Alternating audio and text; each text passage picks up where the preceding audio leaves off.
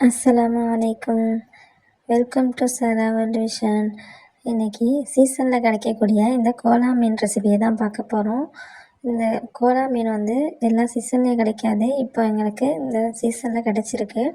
இந்த கோலா மீனை இந்த கல்லில் வச்சு நல்லா அந்த கருப்புலாம் போகிற வரைக்கும் நல்லா தேய்ச்சிட்டு அதுக்கப்புறம் கழுவிப்பாங்க. அந்த மாதிரி நானும் கழுவிக்கிட்டேன். அதுக்கப்புறமா உப்பு போட்டு நல்லா தேய்ச்சிட்டு ஒரு 5 நிமிஷம் ஊற வச்சுட்டு அதையும் கழுவிக்கிறேன்.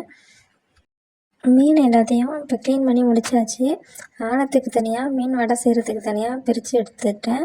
இப்போ சோறாக்கிறதுக்காக அரிசி கொதிச்சிட்ருக்கு. அந்த தண்ணியிலேருந்து ஒரு 2 கப்பு இந்த மீனை வடை செய்கிறதுல அந்த மீனில் நான் ஊற்றிக்கிறேன். அந்த முள்ளெல்லாம் எடுக்கிறதுக்கு ஈஸியாக இருக்கும். அடுத்ததாக கோலா மீன் ஆனதுக்காக மண் சட்டி வச்சுருக்கேன்.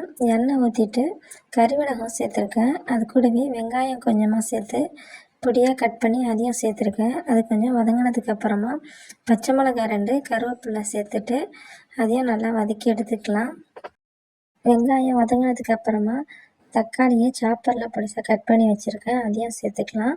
அதையும் நல்லா வதக்கிட்டு மிளகாய்த்தூள் தேவையான அளவு சேர்த்துக்கிட்டு அதை கொஞ்சம் வதங்கினதுக்கப்புறமா கரைச்சி வச்சுருந்த புளி தண்ணியை அது கூடவே சேர்த்துக்கலாம்.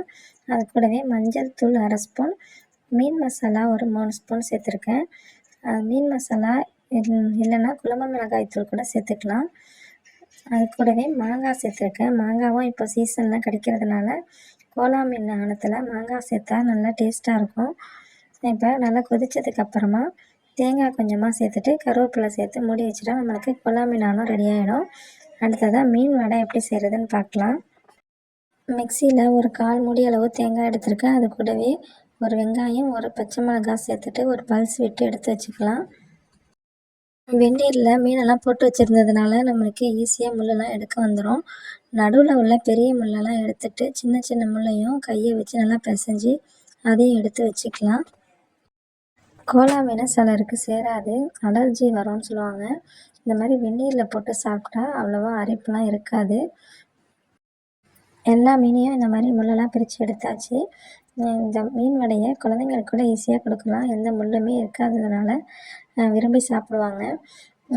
மிக்சியில் தேங்காவை அரைச்சி வச்சுருந்தோம்ல, அதுலேயே இந்த மீனையும் சேர்த்துட்டு மிளகுத்தூள், ஜீரகத்தூள், மஞ்சள் தூள், மிளகாய்த்தூள் சேர்த்துட்டு அது கூடவே ஒரு தக்காளியை சேர்த்துட்டு உப்பையும் சேர்த்துட்டு நல்லா அரைச்சி எடுத்துக்கலாம். இப்போது மீனெல்லாம் சேர்த்து நல்லா அரைச்சாச்சு. நம்மளுக்கு தேவையான சைஸில் சின்ன சின்ன உருண்டையாக செஞ்சுட்டு நம்ம வடை மாதிரி தட்டி எடுத்துக்கலாம். கோலா மீனில் ஒரு கிரேவி செய்வாங்க. அது கோலா மீனை பொரிச்சிட்டு ஒரு கிரேவி மாதிரி தேங்காய் பால்லாம் ஊற்றி செய்வாங்க. அதுவுமே நல்லா டேஸ்ட்டாக இருக்கும். வீடியோ ரொம்ப லாங்காக போகிறதுனால என்னால் வேறு எதுவும் இதில் ஆட் பண்ண முடியல. அதனால் மீனானமும் இந்த மீன் வடையை மட்டும் ஷூட் பண்ணி எடுத்திருக்கேன்.